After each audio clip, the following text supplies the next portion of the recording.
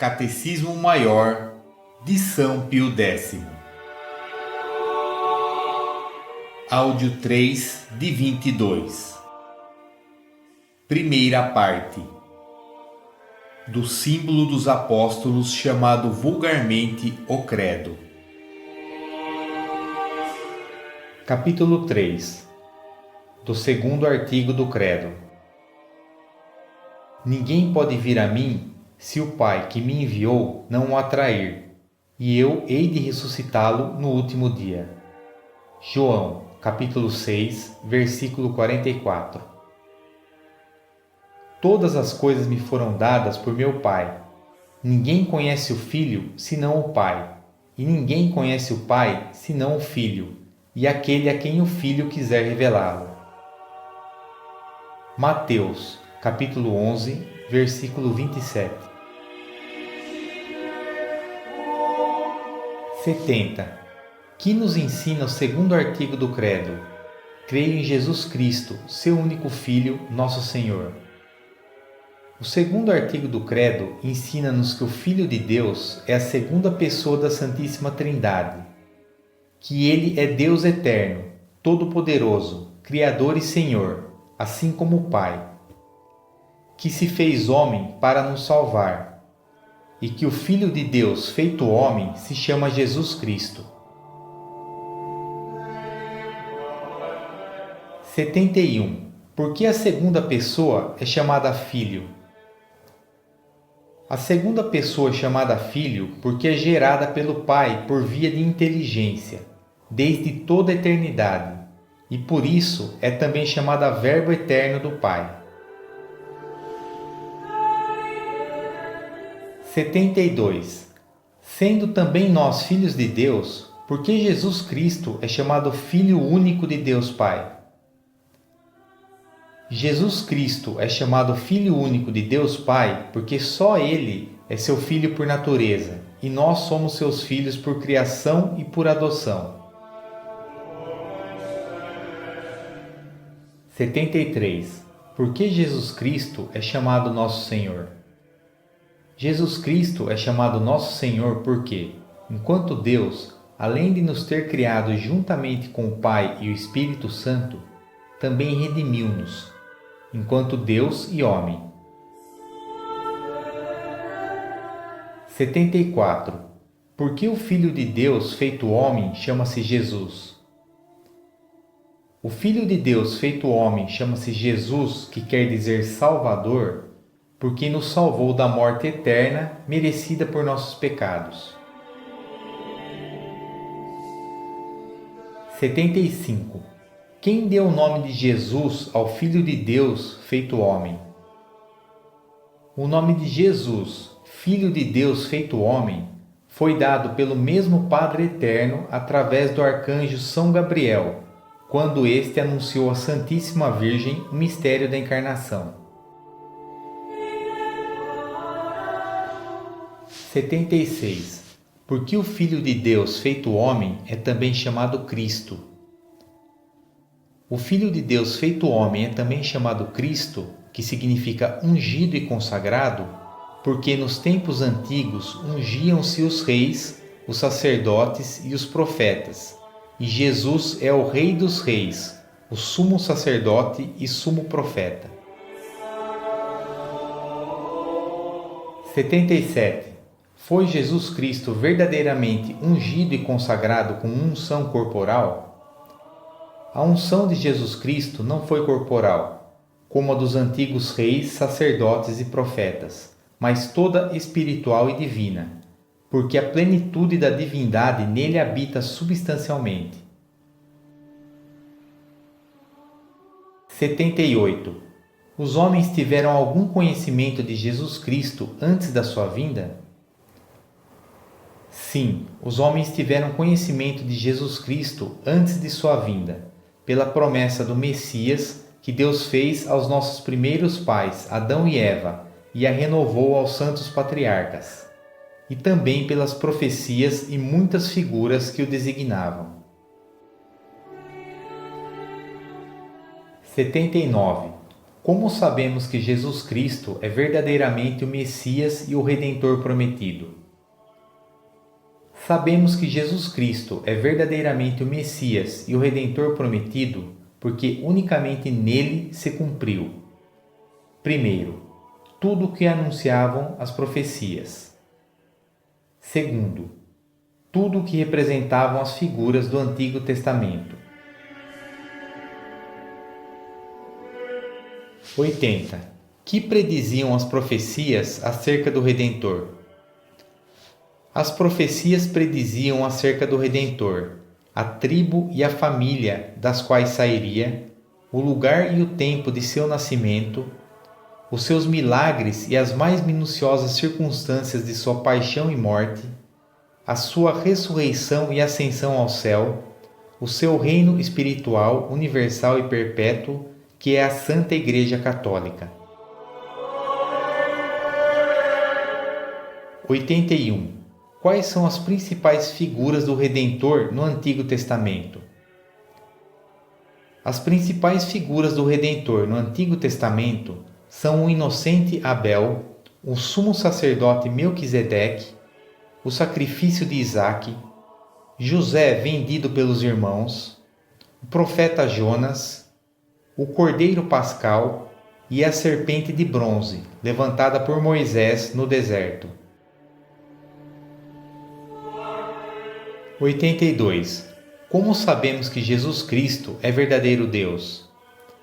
Sabemos que Jesus Cristo é verdadeiro Deus.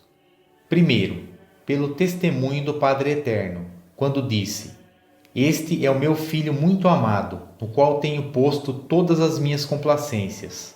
Ouvi-o. Segundo, pela afirmação do próprio Jesus Cristo, confirmada com os mais extraordinários milagres. Terceiro, pela doutrina dos apóstolos. Quarto, pela tradição constante da Igreja Católica. 83. Quais os principais milagres realizados por Jesus Cristo? Os principais milagres realizados por Jesus Cristo são, além da sua ressurreição, a saúde restituída aos enfermos, a vista aos cegos, o ouvido aos surdos, a vida aos mortos.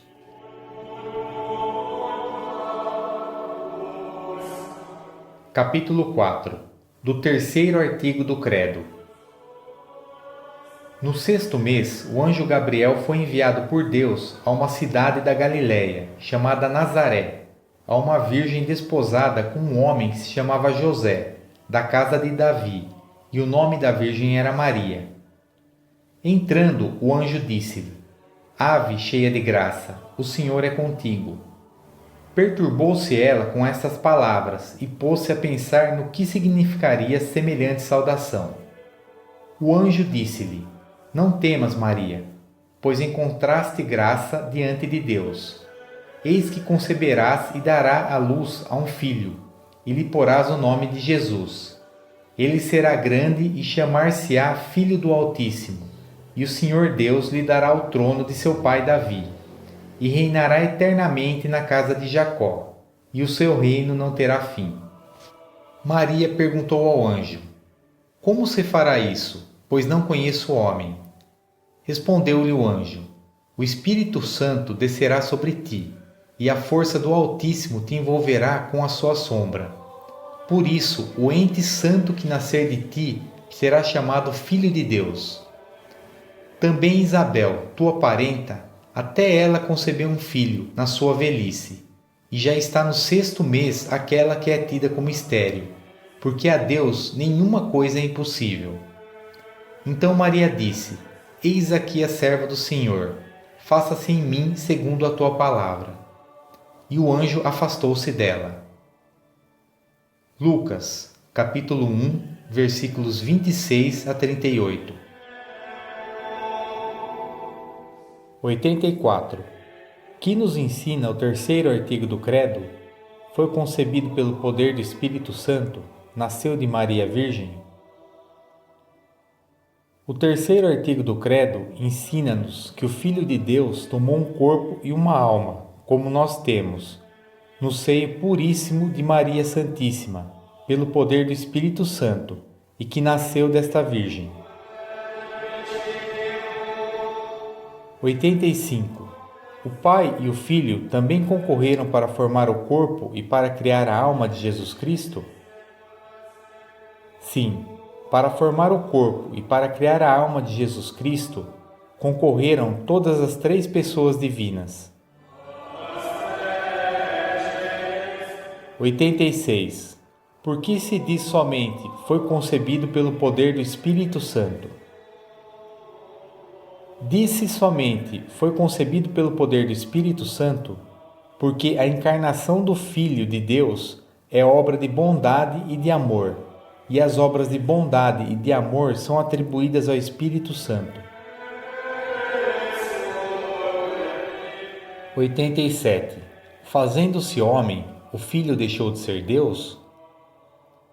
Não, o Filho de Deus se faz homem sem deixar de ser Deus. 88. Então Jesus Cristo é Deus e homem ao mesmo tempo? Sim, o Filho de Deus encarnado, Jesus Cristo, é Deus e homem ao mesmo tempo, perfeito Deus e perfeito homem. 89.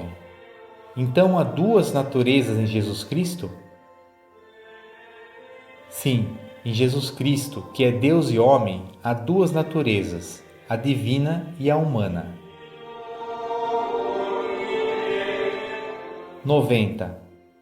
Haverá em Jesus Cristo duas pessoas, a divina e a humana? Não, no Filho de Deus feito homem há uma só pessoa, que é a divina. 91. Quantas vontades há em Jesus Cristo? Em Jesus Cristo há duas vontades, uma divina e outra humana. 92. Jesus Cristo tinha livre-arbítrio? Sim, Jesus Cristo tinha livre-arbítrio, mas não podia fazer o mal, porque poder fazer o mal é defeito e não a perfeição da liberdade. 93. O Filho de Deus e o Filho de Maria Santíssima são a mesma pessoa? O Filho de Deus e o Filho de Maria Santíssima são a mesma pessoa, isto é, Jesus Cristo, verdadeiro Deus e verdadeiro homem. 94. A Virgem Maria é Mãe de Deus? Sim, Maria Santíssima é Mãe de Deus, porque ela é mãe de Jesus Cristo, que é verdadeiro Deus. 95. De que maneira Maria se tornou a mãe de Jesus Cristo? Maria tornou-se mãe de Jesus Cristo unicamente por obra e poder do Espírito Santo. 96. É de fé que Maria foi sempre virgem?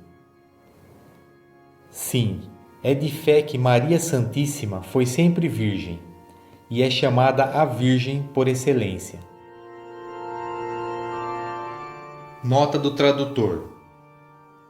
A perpétua virgindade de Maria é o mais antigo dogma mariano da Igreja Católica e ensina que Maria é virgem antes, durante e depois do parto. Afirma a real e perpétua virgindade mesmo no ato de dar à luz o Filho de Deus feito homem. Assim, Maria foi sempre virgem pelo resto de sua vida, sendo o nascimento de Jesus como seu filho biológico uma concepção milagrosa. No ano 107, Santo Inácio de Antioquia já descrevia a virgindade de Maria. São Tomás de Aquino também ensinou essa doutrina. Suma Teológica, parte 3, capítulo 28, artigo 2. Que Maria deu nascimento miraculoso sem abertura do útero e sem prejuízo para a virgindade. Esta doutrina já era um dogma desde o cristianismo primitivo, tendo sido declarada por notáveis escritores como São Justino Mártir e Orígenes, O Papa Paulo IV o reconfirmou no Concordum, de 7 de agosto de 1555, no Concílio de Trento.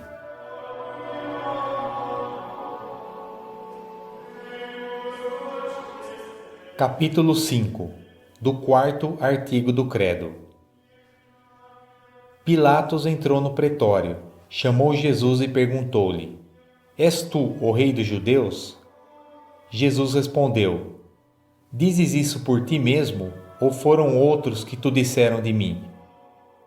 Disse Pilatos: Acaso sou eu judeu? A tua nação e os sumos sacerdotes entregaram-te a mim. Que fizeste?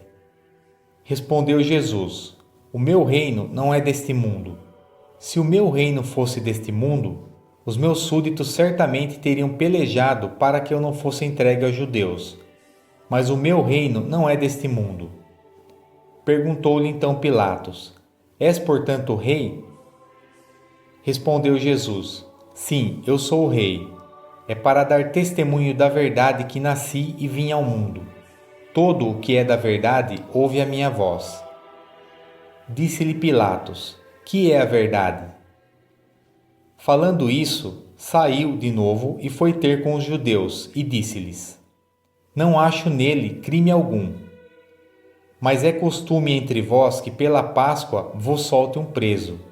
Quereis, pois, que vos solte o rei dos judeus? Então todos gritaram novamente e disseram: Não, a este não, mas a Barrabás. Barrabás era um salteador. Pilatos mandou então flagelar Jesus. Os soldados teceram de espinhos uma coroa e puseram-lhe sobre a cabeça, e cobriram-no com um manto de púrpura. Aproximavam-se dele e diziam: Salve, rei dos judeus, e davam-lhe bofetadas. Pilatos saiu outra vez e disse-lhes: Eis que vou-lo trago fora, para que saibais que não acho nele motivo algum de acusação. Apareceu então Jesus, trazendo a coroa de espinhos e o manto de púrpura. Pilatos disse: Eis o homem. Quando os pontífices e os guardas o viram, gritaram: Crucifica-o, crucifica-o. Falou-lhes Pilatos: Tomai-o vós e crucificai-o, pois eu não acho nele culpa alguma. Responderam-lhe os judeus: Nós temos uma lei, e segundo esta lei ele deve morrer, porque se declarou filho de Deus.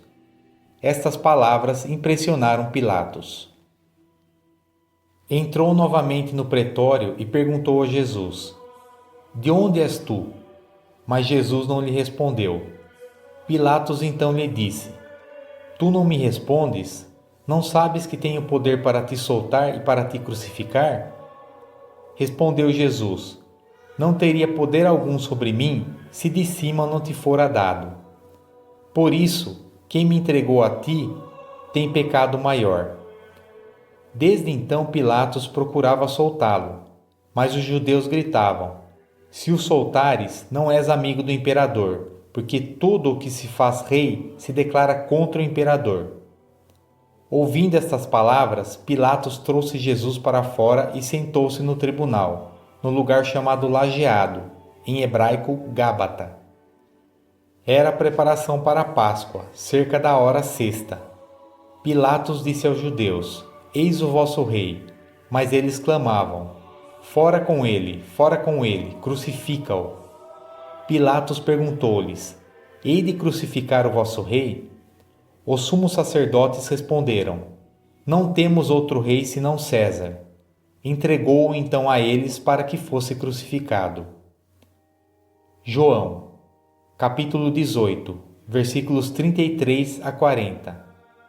Capítulo 19, versículos 1 a 16. 97. Que nos ensina o quarto artigo do Credo. Padeceu sob Pôncio Pilatos, foi crucificado, morto e sepultado. O quarto artigo do Credo ensina-nos que Jesus Cristo, para redimir o mundo com seu precioso sangue, padeceu sob Pôncio Pilatos, governador da Judéia, e morreu no madeiro da cruz, da qual foi descido e depois sepultado. 98. Que quer dizer a palavra padeceu? A palavra padeceu exprime todos os sofrimentos suportados por Jesus Cristo na sua paixão. 99. Jesus Cristo padeceu como Deus ou como homem? Jesus Cristo padeceu como homem somente, porque enquanto Deus não poderia padecer nem morrer. 100. Que tipo de suplício era o da cruz? O suplício da cruz era, naqueles tempos, o mais cruel e ignominioso de todos os suplícios. 101. Quem condenou Jesus Cristo para ser crucificado? Quem condenou Jesus Cristo para ser crucificado foi Pôncio Pilatos, governador da Judéia, que, embora reconhecendo-lhe a inocência, cedeu covardemente às ameaças dos judeus. 102. Jesus Cristo não poderia livrar-se das mãos dos judeus e de Pilatos? Sim, Jesus Cristo podia livrar-se das mãos dos judeus e de Pilatos, mas conhecendo que a vontade de seu Pai eterno era que ele padecesse e morresse pela nossa salvação, submeteu-se voluntariamente, saiu ao encontro dos seus inimigos, deixou-se espontaneamente prender e ser levado à morte. 103. Onde Jesus Cristo foi crucificado? Jesus Cristo foi crucificado sobre o Monte Calvário. 104. Que fez Jesus Cristo na cruz? Jesus Cristo na cruz rezou pelos seus inimigos, deu por mãe ao discípulo São João e na pessoa dele a todos nós a sua própria mãe, Maria Santíssima. Ofereceu a sua morte em sacrifício e satisfez a justiça de Deus pelos pecados dos homens. 105. Não seria suficiente que um anjo viesse satisfazer por nós? Não seria suficiente que viesse um anjo para satisfazer por nós, porque a ofensa feita a Deus pelo pecado era, de certa maneira, infinita, e para satisfazê-la era necessária uma pessoa que tivesse um mérito infinito. 106. Para satisfazer a justiça divina, era necessário que Jesus Cristo fosse Deus e homem ao mesmo tempo? Sim, era necessário que Jesus Cristo fosse homem para poder padecer e morrer, e era necessário que fosse Deus, pois seus sofrimentos seriam de valor infinito. 107. Por que era necessário que os méritos de Jesus Cristo fossem de valor infinito? Era necessário que os méritos de Jesus Cristo fossem de valor infinito, porque a majestade de Deus, ofendida pelo pecado, é infinita. 108. Era necessário que Jesus Cristo padecesse tanto? Não era absolutamente necessário que Jesus Cristo padecesse tanto, porque o menor dos seus sofrimentos teria sido suficiente para a nossa redenção, pois cada um dos seus atos era de valor infinito. 109. Por que então Jesus quis sofrer tanto? Jesus quis sofrer tanto para satisfazer mais abundantemente a justiça divina, para nos mostrar mais claramente o seu amor e para nos inspirar maior horror ao pecado. 110. Aconteceram prodígios quando Jesus morreu?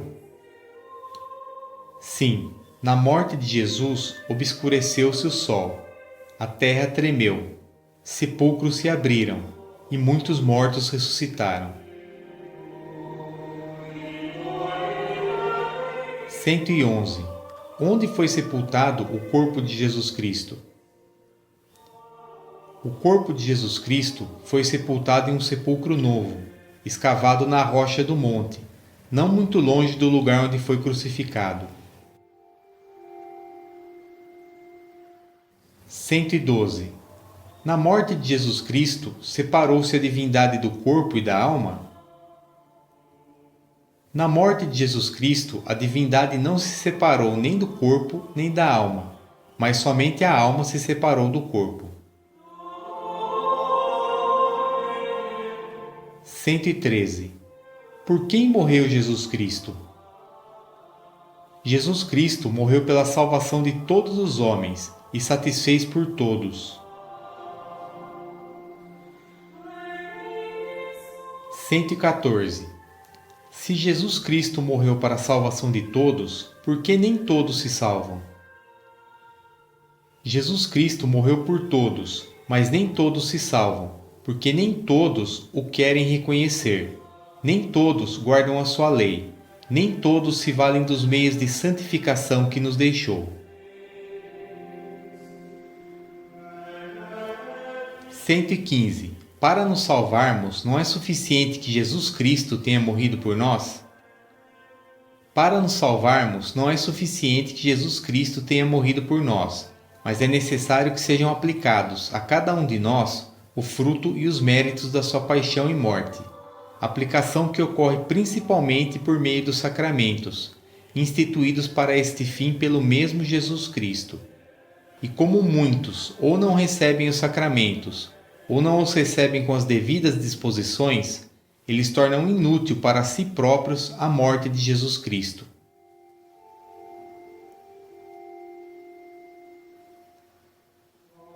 Capítulo 6.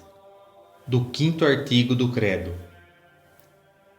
Aliás, é melhor padecer, se Deus assim o quiser, por fazer o bem do que por fazer o mal, pois também Jesus Cristo morreu uma vez pelos nossos pecados, o justo pelos injustos, para nos conduzir a Deus. Padeceu a morte em sua carne, mas foi vivificado quanto ao Espírito. É neste mesmo Espírito que ele foi pregar aos espíritos que eram detidos no cárcere, aqueles que outrora, nos dias de Noé, tinham sido rebeldes, quando Deus aguardava com paciência enquanto se edificava a arca, na qual poucas pessoas, isto é, apenas 8, se salvaram através da água. Esta água prefigurava o batismo de agora, que vos salva também a vós, não pela purificação das impurezas do corpo, mas pela que consiste em pedir a Deus uma consciência boa, pela ressurreição de Jesus Cristo. Este Jesus Cristo, tendo subido ao céu, está assentado à direita de Deus, depois de ter recebido a submissão dos anjos, dos principados e das potestades. Primeira Epístola de Pedro, capítulo 3, versículos 17 a 22. 116. Que nos ensina o quinto artigo do Credo. Desceu aos infernos, ressurgiu dos mortos ao terceiro dia. O quinto artigo do Credo ensina-nos que a alma de Jesus Cristo, assim que foi separada do corpo, desceu ao limbo e que, no terceiro dia, uniu-se de volta ao seu corpo, para dele nunca mais se separar. 117. Que se entende aqui por inferno? Por inferno entende-se aqui o limbo dos santos padres, ou seja, o lugar onde as almas dos justos eram recolhidas e esperavam a redenção de Jesus Cristo. 118. Por que as almas dos justos não foram introduzidas no paraíso antes da morte de Jesus Cristo? As almas dos justos não foram introduzidas no paraíso antes da morte de Jesus Cristo, porque pelo pecado de Adão o paraíso estava fechado, e convinha que Jesus Cristo, cuja morte o reabriu, fosse o primeiro a nele entrar. 119. Por que Jesus Cristo quis esperar até o terceiro dia para ressuscitar? Jesus Cristo quis esperar até o terceiro dia para ressuscitar, para mostrar de maneira insofismável que realmente estava morto. 120. A ressurreição de Jesus Cristo foi semelhante à dos outros homens ressuscitados? A ressurreição de Jesus Cristo não foi semelhante à dos outros homens ressuscitados, porque Jesus Cristo ressuscitou por seu próprio poder, e os outros foram ressuscitados pelo poder de Deus.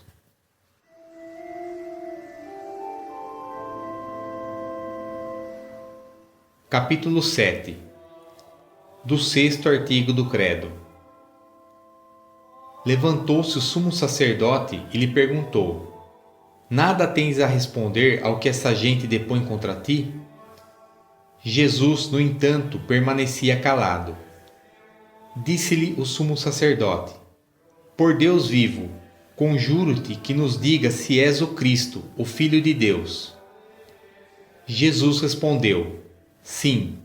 Além disso, eu vos declaro que vereis doravante o Filho do Homem sentar-se à direita do Todo-Poderoso e voltar sobre as nuvens do céu. A estas palavras, o sumo sacerdote rasgou suas vestes, exclamando: Que necessidade temos ainda de testemunhas? Acabaste de ouvir a blasfêmia. Qual o vosso parecer? Eles responderam: Merece a morte. Cuspiram-lhe então na face, bateram-lhe com os punhos e deram-lhe tapas, dizendo: Adivinha, ó Cristo, quem te bateu? Mateus, capítulo 26, versículos 62 a 68. Mas, cheio do Espírito Santo, Estevão fitou o céu e viu a glória de Deus e Jesus de pé à direita de Deus. Eis que vejo, disse ele, os céus abertos e o Filho do Homem, de pé, à direita de Deus. Atos dos Apóstolos, capítulo 7, versículos 55 a 56. 121. O que nos ensina o 6º artigo do Credo? Subiu ao céu e está sentado à direita de Deus Padre Todo-Poderoso. O 6º artigo do Credo ensina-nos que Jesus Cristo, 40 dias depois de sua ressurreição, na presença de seus discípulos, por si mesmo subiu ao céu e que, sendo, enquanto Deus, igual ao Padre Eterno em glória, enquanto homem foi elevado acima de todos os anjos e de todos os santos, e constituído Senhor de todas as coisas.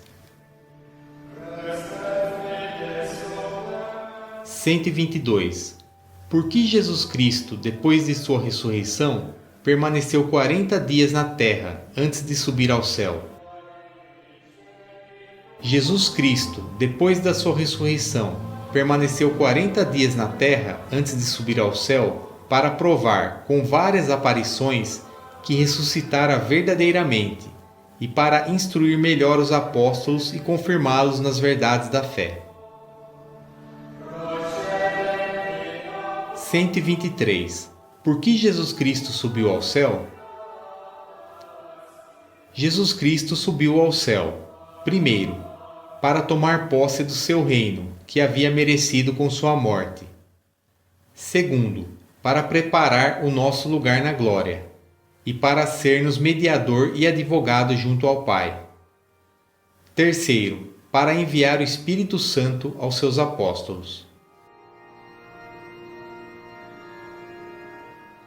124. Por que se diz de Jesus Cristo que subiu ao céu, e de sua Mãe Santíssima se diz que foi assunta ao céu?